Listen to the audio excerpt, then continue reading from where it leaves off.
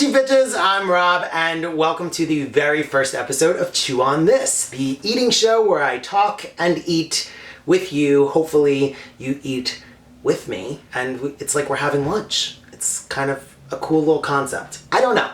We'll see what happens. First, let's get into the food that I am eating today, a burger salad. All I did was prepare a little hamburger patty. I took some raw meat, I seasoned it. Of course, I had to use my Goya seasoning because I am Puerto Rican. I threw it onto the George Foreman grill. While that was cooking, all I did was just take a little bit of mixed greens. I threw in some grape tomatoes, I threw in some wasabi almonds, and then I put a little sharp cheddar cheese in there. And then once my grilled hamburger meat was all done, I just laid it on top and then voila. And I'm gonna top it off with this very organic dressing, ginger dressing. Just gonna put a little bit, you know, try and eat healthy for the new year. I know that we're all kind of doing that. Oh, I forgot my water. I need water. Hold on. No soda, none of that bullshit. I'm drinking just water. I just put on my dressing. Oh my god, that is so good. I'm a good cook. I'm really not a cook. I'm actually pretty terrible, so I'm surprised that I could even season a meat patty, but Mike actually made this for me the other day, and I just thought it was so delicious and pretty simple to do, and I was like, maybe that'll be a good first cooking situation on camera so I don't make myself look like a fool. Let's go on to our topic of the day, which I asked you guys to give me some topics for this video, and a lot of you did, so thank you for everyone who did. And the topic of the day comes from CRZ for Wizard and Angelica Garcia. They both actually have the same topic, so I have to give you both credit. So shout out to you guys. And they wanted to know what were some of my highlights in 2016, what I've learned in 2016, and what were some of my regrets. So let's get into this. One of the first things that I've learned is that I need to start taking people at face value.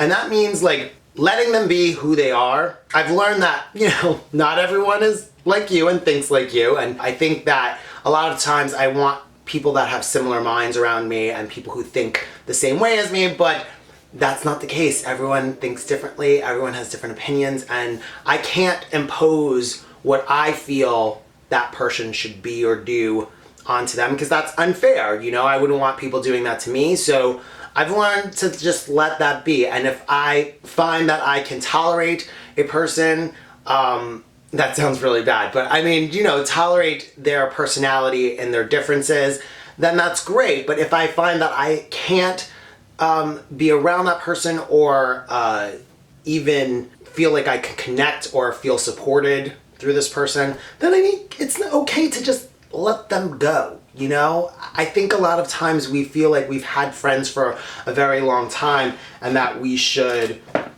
I don't know, keep them around because they've been with us forever, but sometimes you just gotta let those people go. And this goes for relationships and friendships and sometimes family members, as bad as it sounds, but you know, sometimes you gotta let toxic people in your life go, you know, and don't blame them, you know, don't blame them for being who they are. I don't think anyone is truly a mean person. I think that a lot of people have experiences that make them react in different situations. So above all, if you can't handle the person, get out of the kitchen. Or can't handle the heat, get out of the kitchen. I made a chicken, but you know what I mean. Now, in 2016, I also had a relationship that kind of went sour. And I've learned through that this year that my idea of a relationship has changed so much from when I was younger to now. I think before I was more into guys that were like the cool guy or a little cocky, you know, super cute, like all that was like really important to me in the forefront of what I wanted. And now that I'm getting older, all that doesn't really matter anymore. What really matters to me is someone who is stable and has goals and career goals or has passions or just goals to achieve all of those passions and career goals. So I think that has been a big growth thing. I don't know if it's so much a 2016 thing. I think it's more that I'm just getting older and realizing what I am willing to tolerate. I'm using tolerate a lot in this video. I've also learned how to value myself.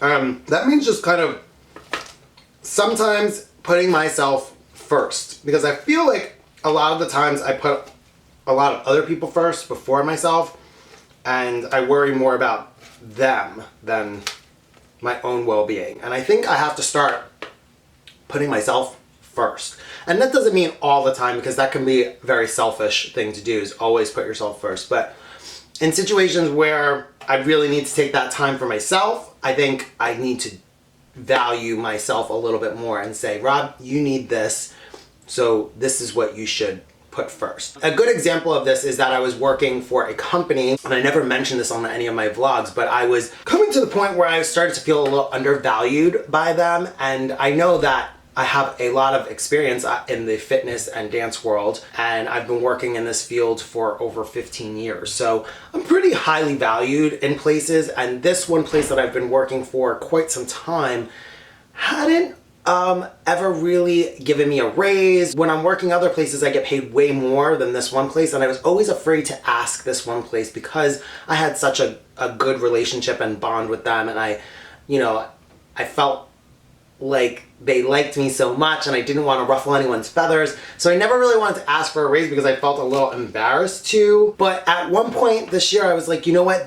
Who is this helping out more? Is this helping out them by me not getting paid what I'm worth, or is it helping out me? And it's really more helping out them. So I had to kind of confront it in a very professional and respectful manner. I wasn't mean about it. I wasn't saying, I'm gonna quit this job if you don't give me a raise. No, I was just like, here's what I am in my life, and I need to start getting paid my value. And if I'm not, I need to be able to move on, and it's not anyone's fault. It may just be that I've kind of outgrown this place. So when I put it to them like that, they understood, and we kind of went back and forth with some negotiations, and then guess what? Homeboy got a raise. Hey! I kind of want a little more dressing. I know I shouldn't, but just want like a smidge more. Also, I think this is a running theme for not just 2016, but like life in general, and I sometimes kind of ignore it, is that do what you want to do now. Don't wait and say, I'm gonna do this or I'm gonna do that. Just do what you want to do in this lifetime, because guess what? It's a little too short to not do those things. So in 2017, I'm gonna start traveling more and taking more trips and doing things that I really want to do, because I feel like, I don't know, I need that. And I'm getting older and I'm not getting any younger, and who knows how long I'm gonna be around. I mean, not to be morbid or anything, but I could get hit by a car tomorrow and be gone and not have done the things that I really wanted to do. And then I have to come back and haunt you guys or reincarnate or something like that. That's one thing that I'm working on. I'm also working on getting out of my comfort zone. I need to be able to just do things that maybe I normally wouldn't do and try different things. Because if you don't try things, you never know what's gonna happen and how you might like something. And that's how we kind of grow, is by trying new things. So I need to start doing that more, and I've realized that. So I've been slowly getting out of my comfort zone and doing things that maybe I normally wouldn't do on a regular basis. Like I said, I'm pretty boring regularly. I stay home and pretty much edit and do videos and stuff like that. So it's not an exciting life, but I need to work on making it a little bit more well-rounded. One really positive thing that happened in 2016 is that I got over 100,000 subscribers. Hello. Never thought that would happen. I've been waiting for like 5 years for that to happen, and I really just have you guys to thank for that. So I'm really thankful for you guys in 2016 and sticking with me and encouraging me and supporting me. That is really, really awesome. Another thing that I've learned this year is to kind of disregard the hate. I think a lot of YouTubers pay attention to haters and what they have to say in comments, even though we say, yeah, we don't even look at that. Yeah, we really kind of do. We see what you say. I mean, because we have to delete it. and block you.